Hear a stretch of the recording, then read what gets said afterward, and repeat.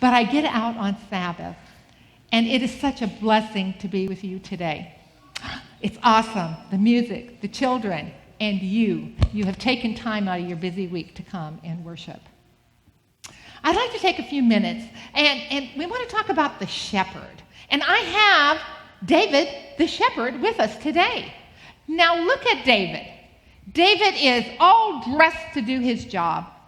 He has his covering on, which keeps him from getting into a lot of heat. It's probably kind of hot, but it actually protects him from the bugs out there. Because, you know, they didn't have they didn't have all those wonderful things that we have nowadays to get the bugs off. So he had to shade against those, and he has his headdress ready to put on because it gets awfully hot out there. You know, in Palestine, it wasn't a very cool area at times. It was very hot, and he spent a lot of time in the sun. And you know what happens when your skin gets out in the sun too long? It gets very dry, and it gets leathery. So he needs that. And he definitely needs water. And he always has water and food along. And with that, keeping himself strong, he plans to keep the sheep in nice green grass without a lot of weeds. The sheep need a lot of care. The sheep, they need protection, and he does that with his staff and his sling. He has a sling, and you know the story of David. There seemed to be an animal right around the corner, and he would protect the sheep with his stones and his sling. And if it got old, I'm sure that he had plenty of time to repair it. Now, there was lots of long hours out there, and I know that he spent a lot of time just sitting there and thinking. And one of the things, he was a musician, like our lovely violin choir this morning ensemble. He had a harp, and he played, and he had many songs that he wrote. Being a shepherd is a tough job. Being a sheep, well, now that's another job.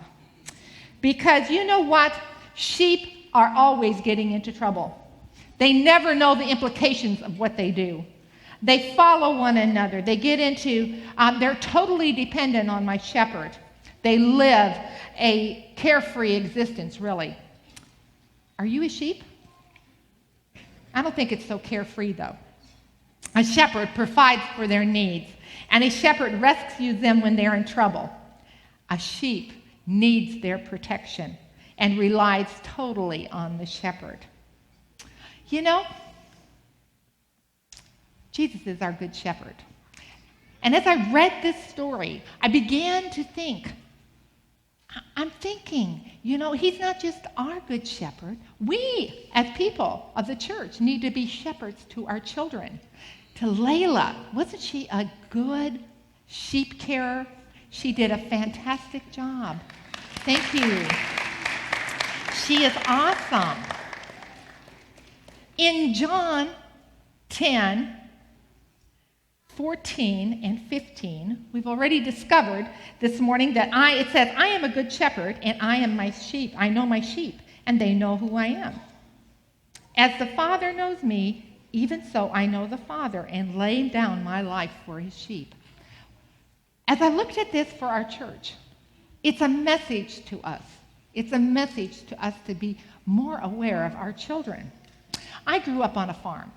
A little farm if you took a pen and you went to the map in North Dakota and put it in the heart of North Dakota, it's in Sheridan County, McCluskey, and you would put that pin right in there. It was a small town. We had a very limited resources there. We had a grocery store, we had a cafe, and later on they had even a car dealership. But it never did grow into a big metropolis. We lived 13 miles from town on an old farm, on an old farmhouse. And we as well as crop farming, and to feed the animals, we had sheep, and we had cows, and we had horses. And I grew up very intimate with these animals. And I realized the care it took. In fact, when we went to camp meeting, it would be like 3 o'clock in the afternoon, just after I got into my tent with my Sabbath school, and I just finally got to be with some of the friends I'd met the year before. And I'd see my dad's face. Most of the time it wasn't my dad, it was my mom's face in the back. And I go, oh, can't we just stay? Well, we have to go home. The sheep are lambing, or the cows needed milking, or whatever. But anyway, the sheep usually lambed in March. March, it's very cold in North Dakota yet, and there's a lot of blizzards. But it seemed like it was a ritual that most of the people would have the lambing before they had to do the crops, and so the lambing would happen. And I can remember that our barns were filled with sheep getting ready, and we'd have to rotate them as they were getting ready for birth. And we would take turns as a family going down to stay there. My mom and my dad were the shepherds to these sheep. And I can remember that my dad he had this prayer that every time that a lamb or mother would give birth, that she would accept the lamb. Because there was a lot of mother sheep that didn't really want to be mothers. And when the one smell of the sheep, and they decided they didn't want it. And in our house, we had this big coal stove, and it was in the basement, and we had these registers all over into the rooms to keep the rooms warm during the winter. And I can remember boxes and baskets at each register where we tried to nurse these lambs back to health during this time. I mean, I'm talking, which isn't probably a whole lot, this is like 250 sheep. And there's one male in the whole group. And all of these are the females that are going to be giving birth. So they have a lot of, there's a lot of them. And it was a real task. But the rejection, it hurt me. And I worked very hard, it seemed like, as a young person, sitting by these boxes, just hoping that we would be able to save them with warm milk in their mouth or my finger for them to suck on. And once we saved them, unfortunately, the mother didn't want them back. And so we ended up with bottle lambs. Now, I learned to hate bottle lambs. I'm telling you, they are a nuisance. Because once you start feeding them, just like our children, once you start feeding them, they're at our doorstep. They want us to continue to do that. And so we would go out the back of the door, and all 13, 20 bottle lambs were sitting right there, and they never became dependent on finding their own food. In fact, we had to, they probably were hungry many a day when they got old enough and we put them. In fact, a lot of them probably went to the slaughter or went to elsewhere. But never was a sheep more vulnerable than when they were sheared. The Bible and David describes our Heavenly Father. He doesn't describe him as a sheep, as a shepherd. But he himself had to be a shepherd before he became the king. Now, we know God as many different names. We know him as the spring of living water. We know him as a friend, as the light of the world, a doctor, a judge, a ruler. All those are important jobs. But a shepherd? How intimate do we know him as our shepherd? How intimate do our children know that we're their shepherds and that we are here to take care of him? Children have a way of getting tangled up. They get into briars. They get into places that they don't know. They need a sheep. They need a church to take care of them. They need a church that will watch out for them. Now, sheep are not known to be the most stable animal. Look at how they're built. They're built like a triangle, okay? They're fat on top and skinny legs on the bottom. Our children fall down sometimes and need to be picked up. They get lost along the way. They get lost and we have to go out looking for them. And just as we need our Heavenly Father to help us stay on track, our children need us. We need to provide protection. The best protection that we can give our children is in numbers, is in a flock, having them belong to a flock. When the sheep were crunched together at night inside a fold, the animals had a hard time getting them. And that was the shepherd's job, is to keep them in the fold. But we know the story. that Jesus told us. We know that he would have gone out for just one, leaving the 99 huddled in. He would have gone in search of just that one. And he did. A good shepherd never leaves his sheep alone. In Psalms 23:6, it says, a good shepherd will watch over them. In Matthew 28:20, it tells us again, God will never leave you because he is your good shepherd. Our verse for today, John 10:14, it says, I am the good shepherd. I know my sheep, and my sheep know me. How well do you know? Does he know you? Naomi?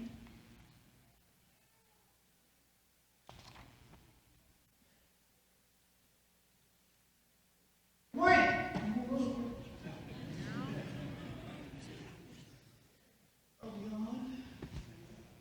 Samuel? Do you know who he is? Have you met him?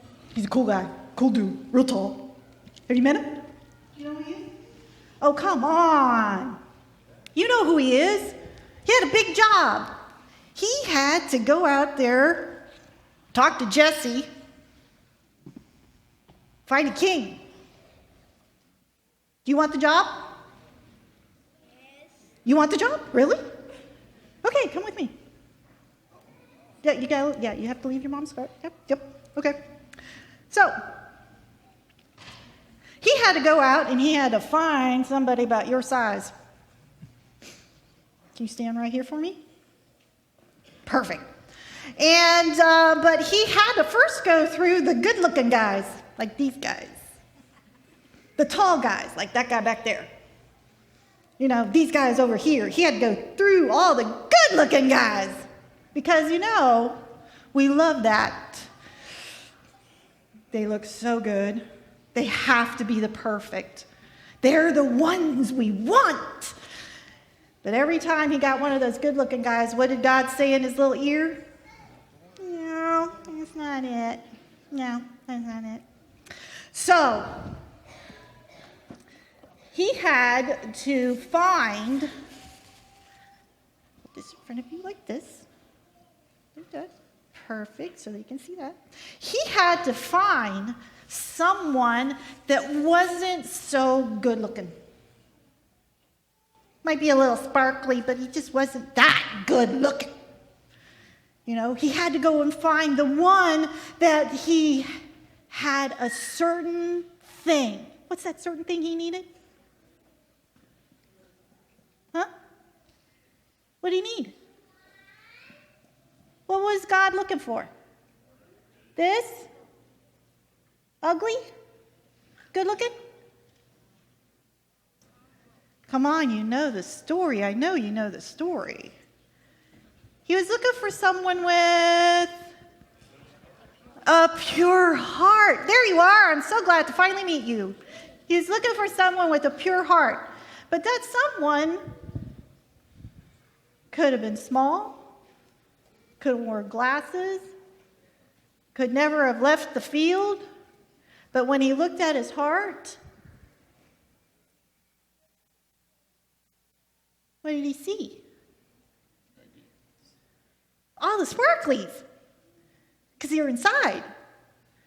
So that's with Jesus, our shepherd. He is looking for the inside. He wants that pure heart. He wants to know that you are going to sacrifice, as he sacrificed, who you are for him. So Samuel had a tough job looking for that inside when everyone else, like we do, look for that outside.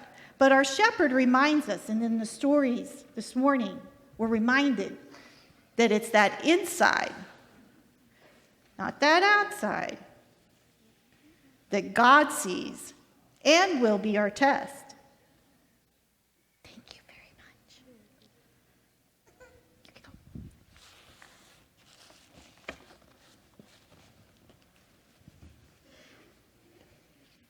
Oh, we find out what God's looking for, but how can we be a good sheep? There are a couple ways that we can find out that we are a good sheep. First, a good sheep must trust his shepherd. Can our children trust that we are leading them on the right path?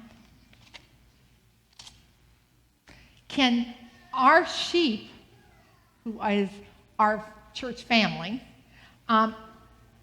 tell that we are leading them in the right way? You know, a sheep is most vulnerable when it's sheared. That's the time when, at least in Palestine time, that they had to take them to the river. They dunked them in, kept them barely above water. The sheep just trembled. They'd keep them just above the water so they could breathe, wash that wool, then dry it off, then throw them on their side, put their leg over it, and shear off the wool. A very vulnerable time. There are times in our life that we aren't so pretty and that we fear and that we do not trust. If we are a good sheep, we shall not be afraid to trust in our Christ, our good shepherd. The story is told about a little girl. She was 9 years old, and her job on her farm was to move the sheep that one day to a different pasture. It wasn't very far, but somehow along the way she got lost. And she wandered, and there was a little woods kind of off from there, and the sheep kept going astray and getting in and out. And she tried very hard, but she couldn't stay on the path, and she ended up getting in the woods, and she got lost. And it began to get dark, and she just remembered her mother saying, just stay to the course. And so she headed for the edge of the forest. And as she came out of the edge of the forest, she saw a light kind of twinkling over in a far way off, and she thought, oh, just please hope that it is a place that I might get some refuge. So she headed off in that direction, very tired, and with her small group of sheep, she came up onto a farmer. The farmer and his wife welcomed her in. And the farmer had one question for her. He said, how is it that you remained safe all the way through? Because I know where your parents live. How did you remain safe? And she said, my mother told me that when I'm in danger, that I need to pray, and my Father will take care of me. She said, I prayed. I felt the wolves. I felt the animals behind me. But I knew that if I trusted, I would be safe. That's the kind of shepherd we need to be to these children and these young people that are in our church. Are you aware of all the things that, are happening? I'm sure you are. If you come this afternoon, I'll tell you some statistics. But it's very scary. Babies are hooked on television at the age of 4 months. It's just a scary thing. The second thing is that a good shepherd hears the shepherd's call. Amen. The shepherd knows about the sheep, and the sheep know their shepherd. There's a story told in Palestine. A farmer lived next door to the two sheep farmers. They lived next door. And the one farmer, he had a pet sheep. And the pet sheep was very dear to him and just followed him everywhere, just like probably we've heard stories of how pets get attached. Well, this pet was very attached to him, and one day it got lost, and he saw it in his neighbor's pasture. So he went to his neighbor, and he asked his neighbor, he said, I need my sheep back. And the neighbor said, I don't have your sheep. That sheep is mine. It's one of mine. Well, there was some words exchanged, and they ended up in court. And they both were able to give their story, and the judge decided that at this point, he needed to, test who the shepherd was. So he said, bring the sheep in, and we'll put it in the other room, and the person that can make that sheep do something and come to them, then that's the owner of the sheep. So they brought it in, put the sheep in a room, so that only it had a microphone, or only had the phone, able to hear the voice. So the neighbor, he tried first, and he must have tried every whistle, every calling method that he knew, and the sheep just sat there.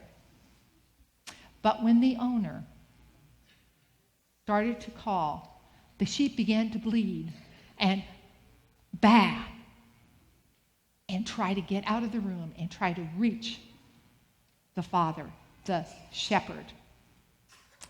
Are we that committed? Do we hear that still small voice? Recently, I read a book by Kevin Lieben. He's a businessman, and he has great leadership tips. And you've heard him on Focus on the Family or whatever. Anyway, he wrote this book on the way of the shepherd. And it attracted me because it used the sheep and the shepherd as a metaphor to put counsel out how to lead people. And as I read it, I could see our churches. I could see our children, children's ministries leaders, parents, how are we leading our flock? And I found that there were several rules that we needed to check on and that we needed to follow. And one of them, as a shepherd, we needed to know the condition of our flock. We needed to know what condition they were. We needed to listen. We needed to follow. We needed to engage the people on a regular basis. We needed to get out among the people or the sheep. We needed to keep our ears and our eyes open. We needed to be the sort of shepherd that a person would follow. Number 2, we needed to discover the shape of the sheep. We needed to know their heart, their strengths, their abilities. We needed to have a good attitude. We needed to be positive because not every person or sheep are the same. Number 3, we needed to help our sheep identify with you. They needed to have that connection. They needed to trust. They needed to model authenticity. We need to set high standards. We need to be about the mission. Number 4, we needed to make our pasture safe. We needed to keep our people, our sheep, informed, eliminate uncertainty, and that could lead them to fear and insecurity. How are we doing that? I saw several things back in your children's department I was very pleased with. We need to infuse everyone with importance. We need to regularly rotate our sheep to fresh pastures and reassure our sheep. Number 5, we need the staff of direction. We have to have a place that we're going. We need to know where we're going. Number 6, the rod of correction. God stands in the gap and he fights for his sheep. But most of all, you must know the heart of the shepherd and know the heart of your sheep. Daisy, would you share with us?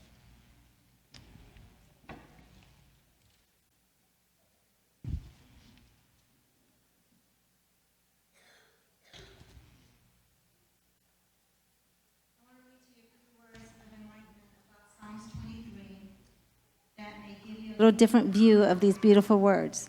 But first, I'm going to ask you to close your eyes and listen to them and meditate on them. The Lord is my shepherd, a guiding light through life. I shall not want, giving everything to everyone. He maketh me to lie down in green pastures, showing me where rest can be found. He leadeth me beside the still waters, always there to calm anxiety and problems. He restores my soul. He is always available to heal my soul. He leadeth me in the path of righteousness. He shows me how to be a good Christian. For his name's sake, he leads me to follow him always. Yea, though I walk through the valley of the shadow of death, there will be many temptations throughout life. I will fear no evil. I will never have to fear anything that I am confronted with. For thou art with me. He is always with me no matter what happens. Thy rod and staff, they comfort me. This is his way of keeping us in disciplined faith. Thou preparest a table for me in the presence of my enemies, giving us boundless hope. Thou anointed my head with oil, always offering his blessings in our life. My cup runneth over, showing total forgiveness. Surely goodness and mercy shall follow me all the days of my life, freely giving his blessings without prejudice. And I will dwell in the house of the Lord, giving us a home to dwell in forever, giving us eternity with him. Jesus is the good shepherd, and he protects his sheep, feeds them, gives them peace, and is willing to lay down his life for them. Thank you.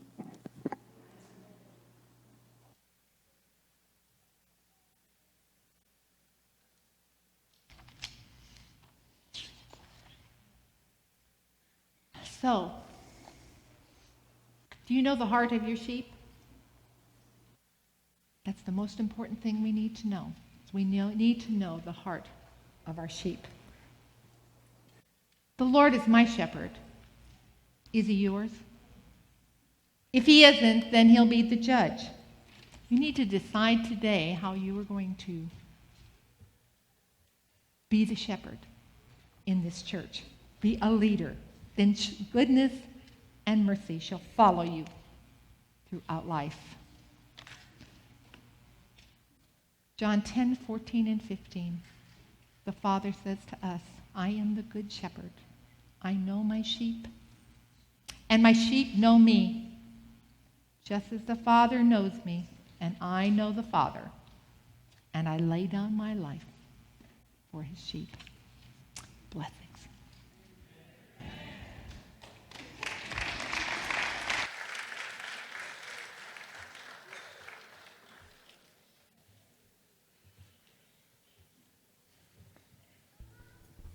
Shall we stand as we sing our closing song?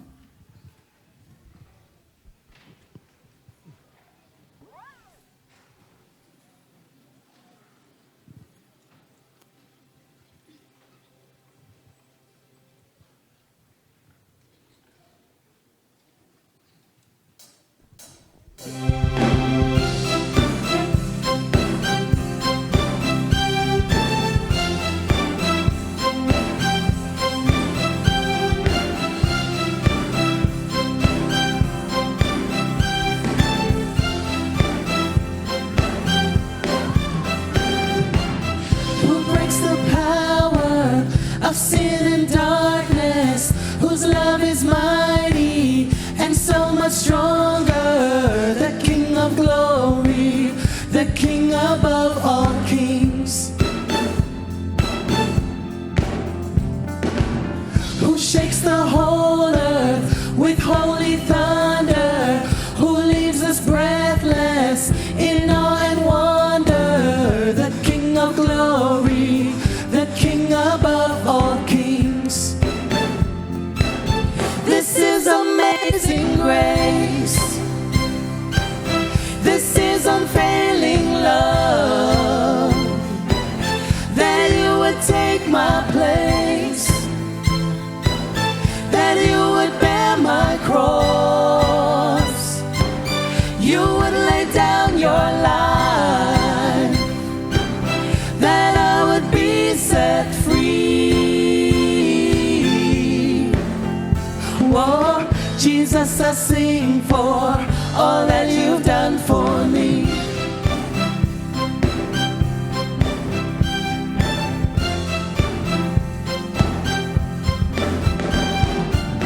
Who brings our chaos back into order, who makes the orphan a son and daughter, the King of glory, the King above all kings, who rules the nations with truth and justice, shines like the sun in all of his brilliance, the King of glory, the King above all kings. Come on, let's sing it together. This is amazing.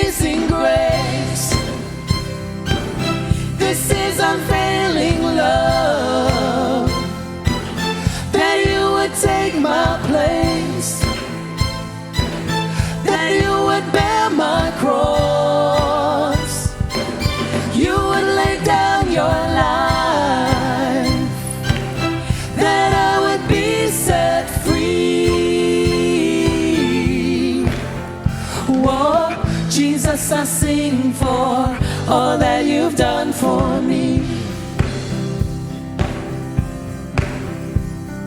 Worthy is the Lamb who was slain. Worthy is the King who conquered the grave. Worthy is the Lamb who was slain. Worthy is the King who conquered the grave. Worthy is the Lamb who was slain. Worthy is the King who conquered the grave. Worthy is the Lamb who was slain. Worthy, worthy, worthy. This is amazing grace. This is unfailing love. That you would take my place. That you would bear my cross. You would lay down your life. That I would be set free. Whoa, Jesus, I sing for all that you've done for me.